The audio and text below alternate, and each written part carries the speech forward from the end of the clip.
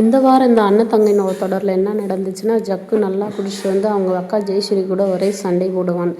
நீயும் லிவிங் டுகெதர்லேருந்து இருந்து ஏமாத்திட்டல, அப்பாவும் நல்லா ஏமாத்திட்டாரு. அம்மாவை அந்த ஆளை நம்பி எப்படி விட்டுட்டு வந்தீங்கன்னு சொல்லி அக்கா அவங்க கூட சண்டை போட்டுட்டு இருப்பான். அவனோட கடைசி தங்கச்சி மீரா ஜக்குவை கூட்டி கொண்டு போய் படுக்க வைப்பா.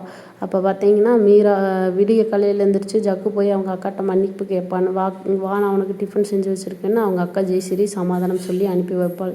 அப்புறம் 4 பேரும் சேர்ந்து என்ன பண்ணுவாங்கன்னா, கிரிஜா இருக்கிற ஃப்ளாட்டுக்கு போவாங்க. அங்கே போயினா வாட்ச்மேன் உள்ளே விட மாட்டான். ஜெயஸ்ரீ தான் லாயருன்றதை வச்சு பயங்கரமாக இங்கிலீஷில் பில்டப் பண்ணி பேசி வாட்ச்மேனை கன்ஃபியூஸ் பண்ணிவிட்டு என்ன பண்ணுவாங்கன்னா, கிரிஜாவோட ஃப்ளாட் நம்பர் 304ன்றதை கண்டுபிடிச்சி மேலே போய் பார்த்தா கிரிஜாவோட ஃப்ளாட் வீடு மூடி இருக்கும்.